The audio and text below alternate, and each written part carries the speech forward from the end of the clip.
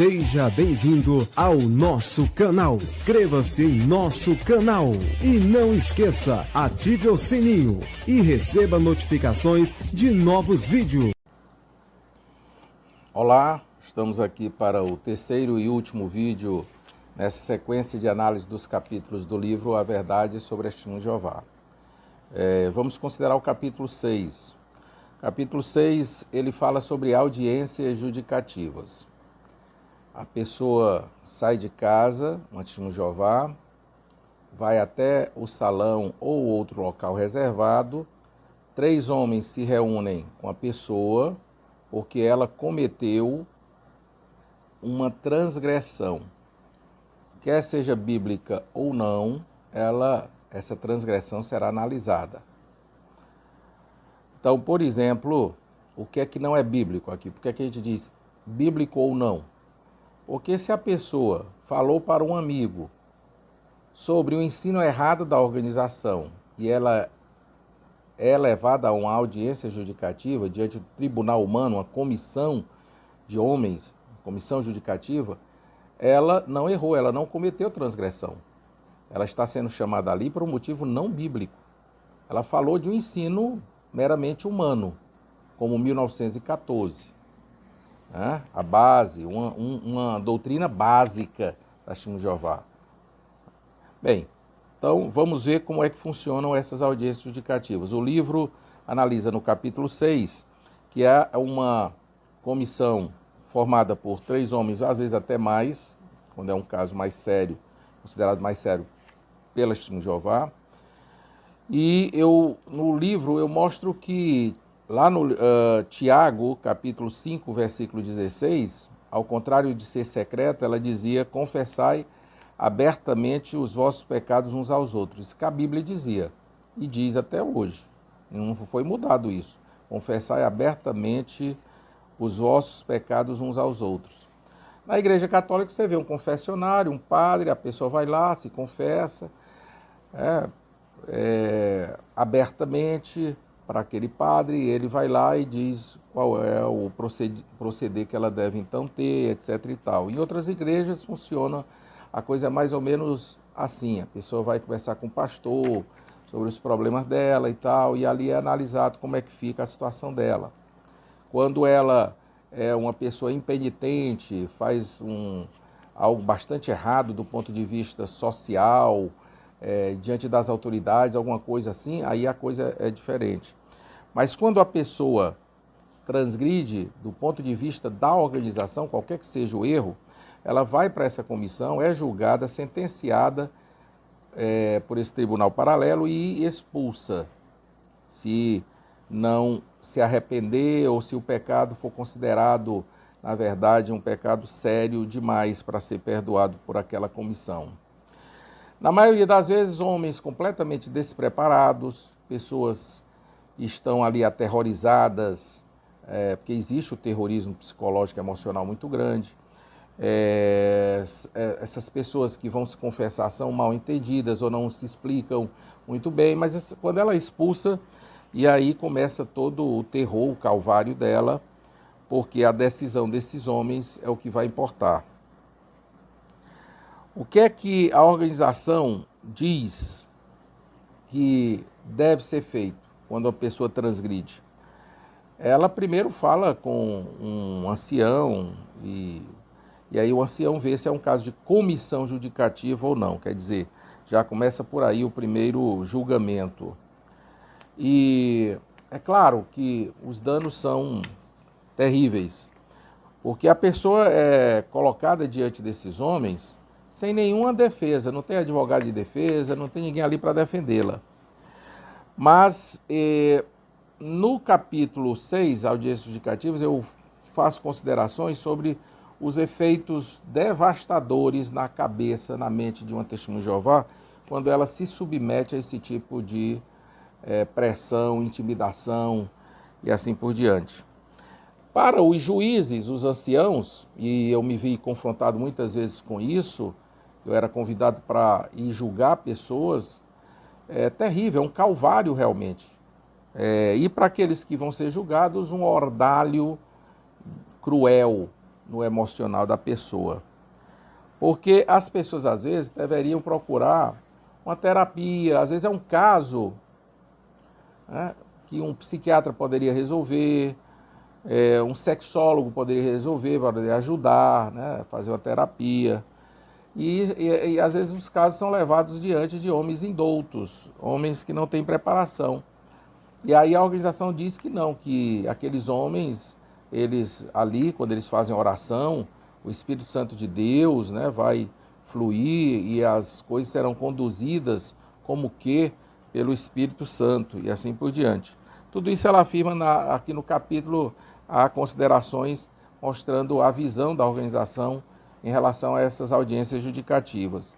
O propósito dela é esterilizar o ambiente, deixar o ambiente TJ limpo, puro, esterilizado, né? E aí as vítimas dessas comissões que são expulsas, elas vão ter que passar por toda a humilhação de ser primeiramente rejeitadas, vão ouvir, muitas vezes elas vão ouvir o pecado dela vítima na boca dos membros, enfim.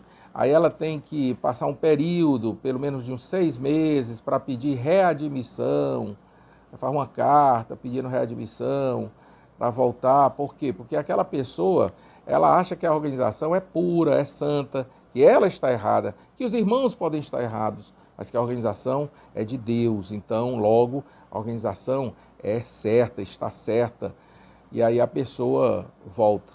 Não sabe essa pessoa que a organização é culpada de sangue por tudo isso que nós já mostramos nesse vídeo introdutório da gente, os transplantes de órgãos, vacinas, serviço civil alternativo, as proibições que ela fez que causam mortes, né? Como a própria proibição de frações de sangue ou até de transfusões, até hoje, né?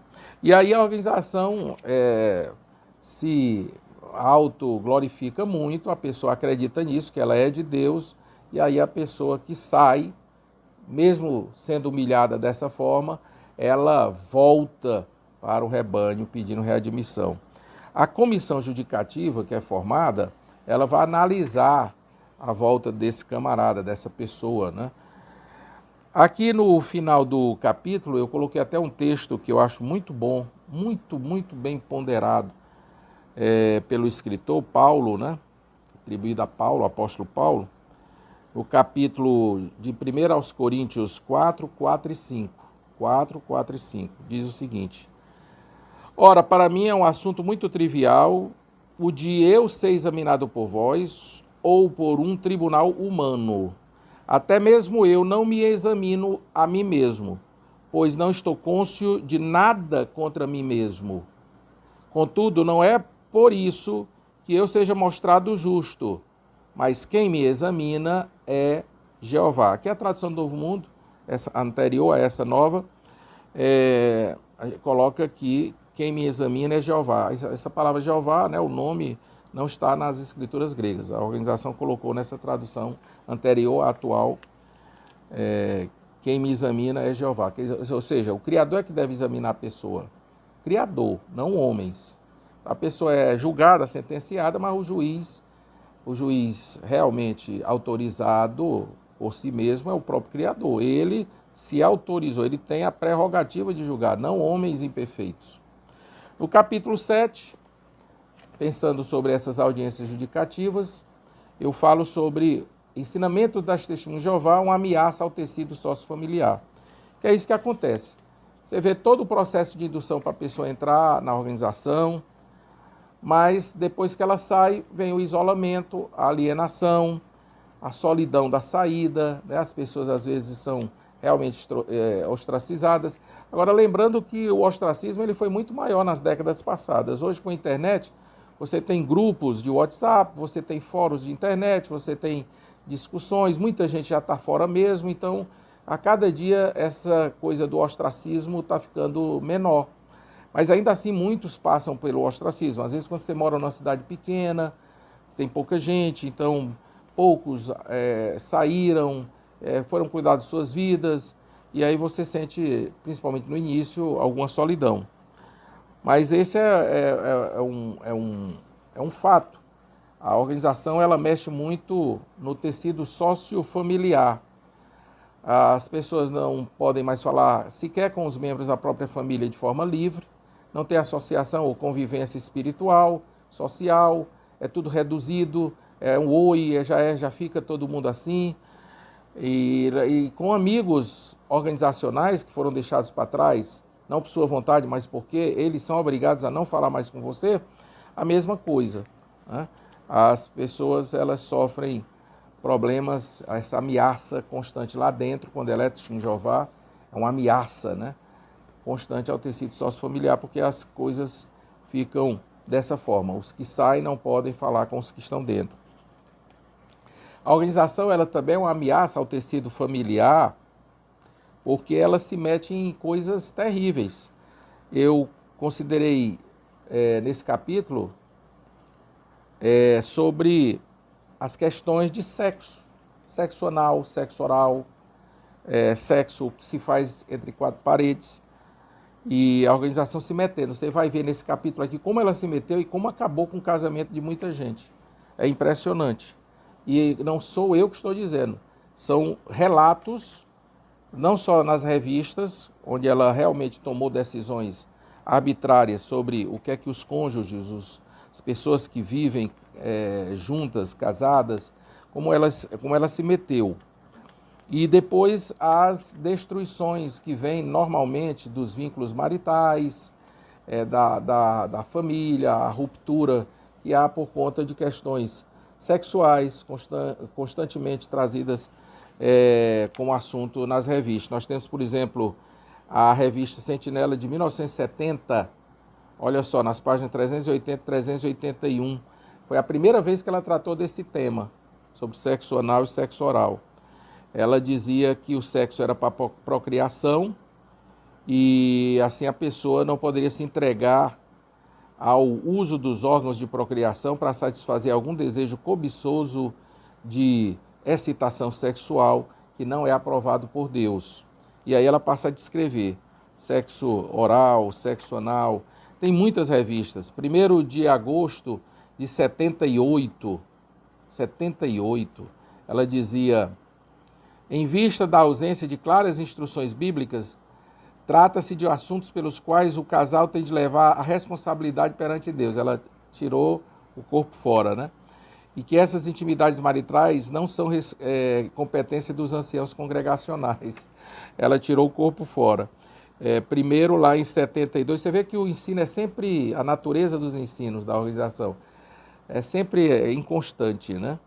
E vários artigos que ela primeiro condenava, depois dizia que era questão de decisão dos membros, dos casais, né? Decisão dos membros TJ e assim por diante. E aí a organização vai mudando a base daquilo que ela chama de iluminação progressiva. Existe uma teoria da iluminação progressiva, né?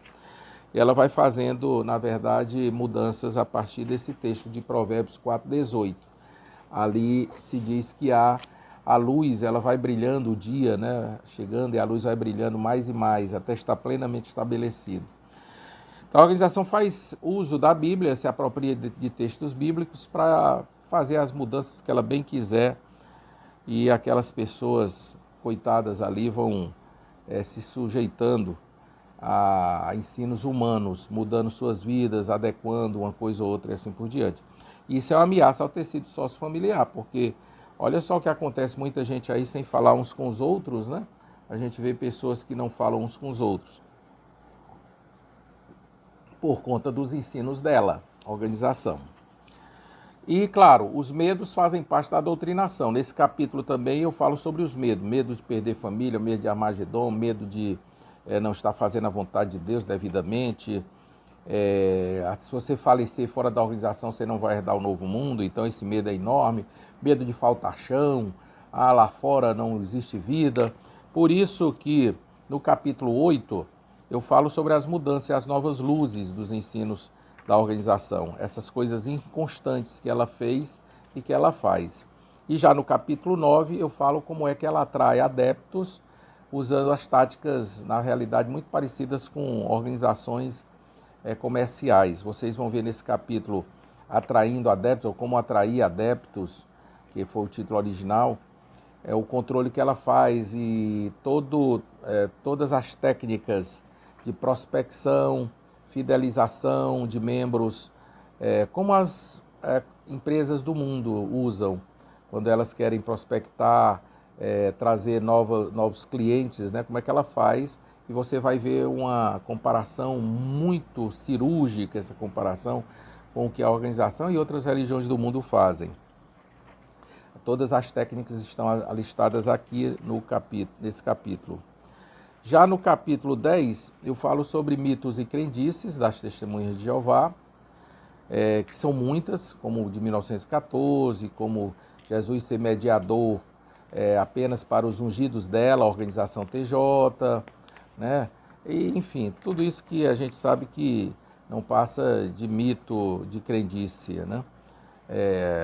Lá no próximo capítulo, nós dedicamos várias análises em cima, que depois que eu escrevi o capítulo sobre mitos, me veio à cabeça, e nós tínhamos então que descrever os processos pelos quais esses mitos passam para serem criados e defendidos.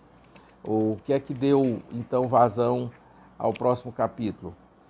Já que as pessoas abandonam esses mitos e crendices e vão para fora da organização, elas têm que viver uma vida normal agora, sem mitos, sem crendices. Por isso que o capítulo 11, o título é A Vida Fora da Organização.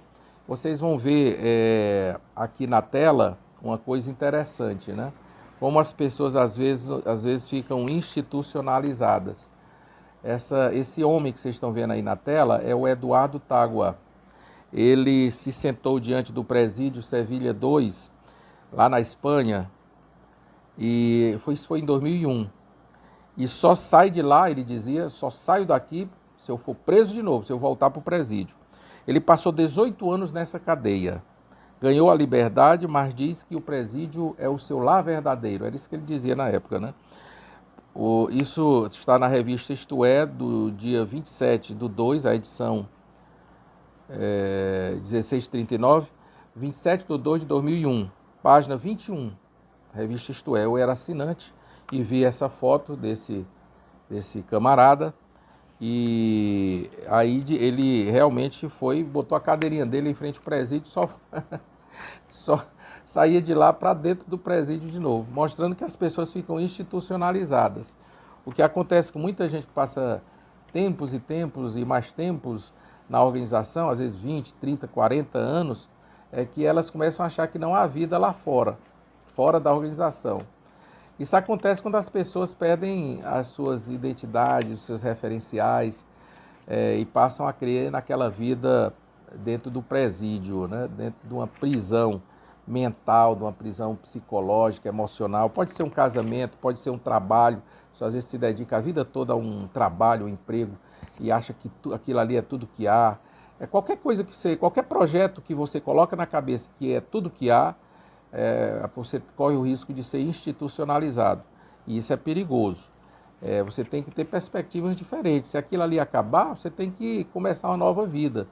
E é o que muita gente hoje está fazendo quando deixa a organização.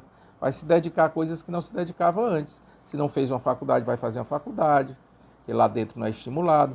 Se você não tinha um bom emprego, vai procurar um bom emprego, vai procurar os bens materiais, sim, por que não, para viver melhor, né? O fim está próximo, o fim é iminente, vai já chegar, para que você vai investir? Agora mesmo eu passei na casa de uma pessoa muito conhecida minha, TJ, um ancião muito severo, e ele está lá, na maior reforma no prédio dele, né? Tá certo, ele está certíssimo, está reformando o prédio dele, né? Tem 7 bens que ele aluga nesse prédio, que dá recurso financeiro para ele viver bem, viver muito bem, ele está reformando. O fim é iminente, mas o ancião esperto, ele está lá investindo. E assim deve fazer todo testemunho de Jeová. Olho no comportamento, não olhe só o que eles estão falando para você, TJ. Você tem que pensar no que é que eles fazem, aqueles anciãos, como esse que eu acabei de ver ali. Eu não vou mostrar a foto que eu tirei não, porque aí seria muito chato, né? A casa vai ser reconhecida. Mas ele está lá reformando os pontos comerciais e residenciais dele. São 7. Tá bom? Então você olhe para o comportamento, para a conduta.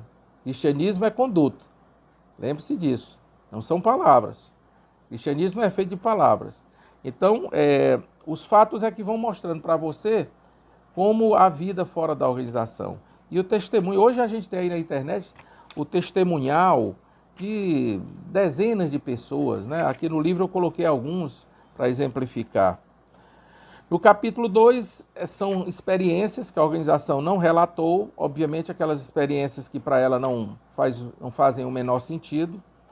E eu coloco aqui sobre essas pessoas que saíram, como é que elas vivem hoje, como é que as pessoas podem viver bem, né? E são experiências que ela não relatou. No capítulo 13 são proibições, conselhos amorosos, entre aspas. Aqui a gente dedica um capítulo sobre os conselhos amorosos que ela dá, e são muitos, a lista é longa, né? Eu começo, por exemplo, com aniversários, proibições, né? Proibições e conselhos amorosos. Aí começa com aniversários natalícios, né? Os aniversários das pessoas, depois armas de fogo, artes marciais, que são proibidas lá na revista de 15/1/84, página 24, né? Os costumes pagãos que você deve evitar, por exemplo, o bater palmas após o anúncio de readmissão, não pode. Jurar bandeira nacional, não pode. Então existem vários costumes que são considerados como pagãos, impróprios, errados, devem ser proibidos. E aqui tem uma longa lista, né? O uso da barba, eu faço consideração em cima do uso da barba, a pessoa não pode ter barba, eu já estaria condenado, né? E outros aqui que fazem esses canais, essas lives e assim por diante. São muitos. Bilhete de loteria, brindar é errado. Você sabia que é errado brindar? Fazer brindes levantando copos. Revista A Sentinela de 1968, páginas 447, 448. É proibido brindar, viu? Vai sair brindando por aí que você vai ser levado para uma comissão judicativa se você for TJ. E aí são muitas coisas, né? Essas proibições, a lista aqui é enorme. E tem testemunho de Jeová que nem sabe o que é que pode ou não fazer. A lista é tão grande e é tanto tolimento de liberdade, né, que a lista é quase infindável. Do chá de bebê, o chá de baby, né, o chá de panela. Você sabia qual é a opinião da sociedade sobre isso? Né? Olha. Rapaz, a lista é grande demais. Eu não vou ler porque vocês vão poder ler. E o audiobook que está sendo gravado aí, que em 2021 você vai poder baixar na internet. É claro que você vai poder ouvir essas considerações que eu fiz aqui. Capítulo 14 fala sobre unidade cristã ou conformidade de grupo. Às vezes a pessoa está numa religião por conformidade de grupo e não por unidade cristã. Ela, na verdade, segue o que os outros dizem, aquela coisa da tribo, né?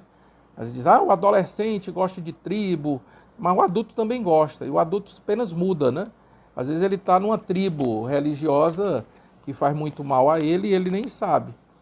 E a conformidade de grupo.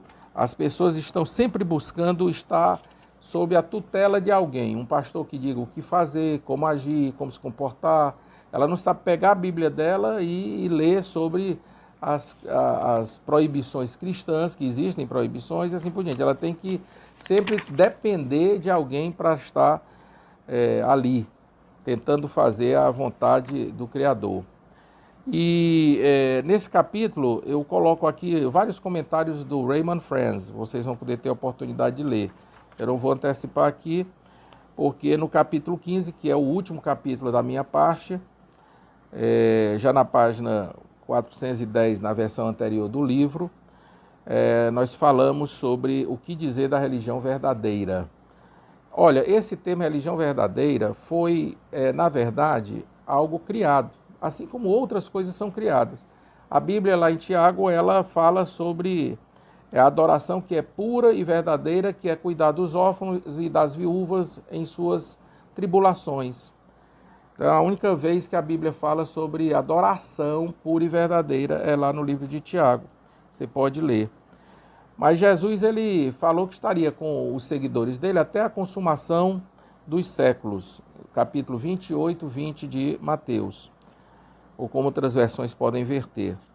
Mas religião verdadeira, nós sabemos que é uma coisa inventada, fabricada por cada religião que quer se afirmar como essa a verdadeira, para depois as pessoas procurarem fazer a vontade daquele grupo de líderes, como é o caso da Testemunha de Jeová, que escrevem, aquele corpo governante escreve, então as Testemunhas de Jeová vão fazendo ali a vontade deles, pensando estar fazendo a vontade de Deus, ou seja, achando que estão na religião verdadeira, que considera tudo de forma plena, boa, saudável para a vida.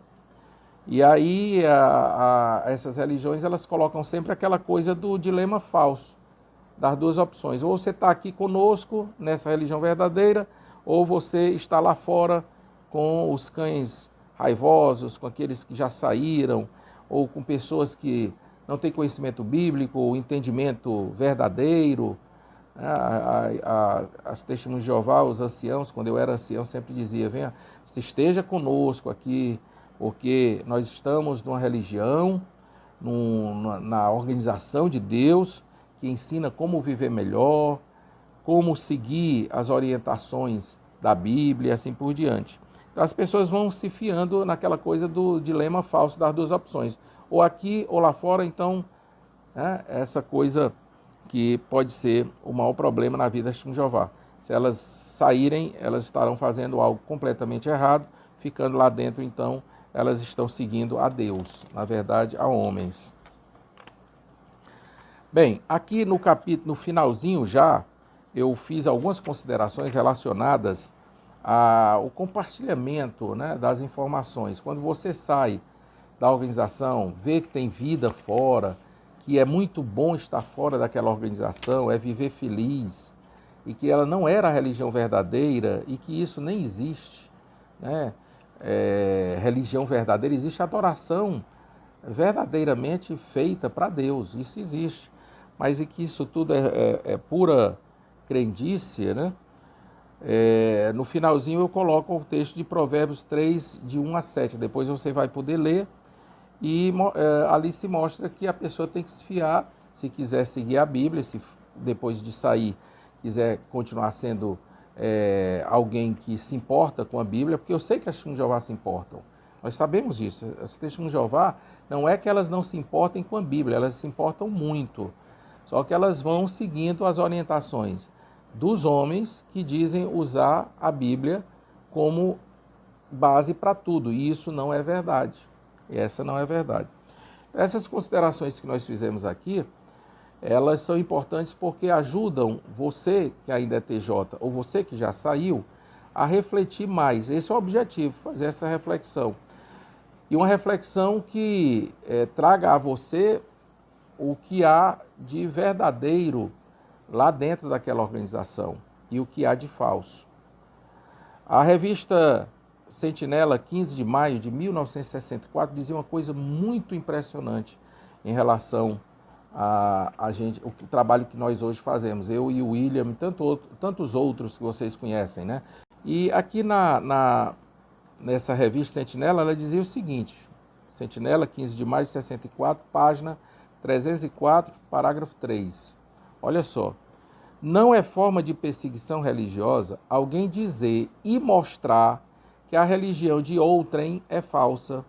Não é perseguição religiosa uma pessoa informada expor publicamente uma religião falsa, permitindo assim que outros vejam a diferença entre a falsa religião e a verdadeira. A organização, ela usava essa afirmação contra todas as outras religiões. Na verdade, ela queria dizer o seguinte, a verdadeira está aqui e toda a religião lá fora é falsa. Então, essa era uma afirmação bastante estridente, bastante categórica da organização. E é sobre isso que nós falamos durante esses 3 vídeos. Espero que seja de bom proveito para vocês, para todos que acessarem esse vídeo no YouTube. Inscreva-se no canal, Deixe o seu like, compartilhe o vídeo, faça a sua parte para ajudar outros.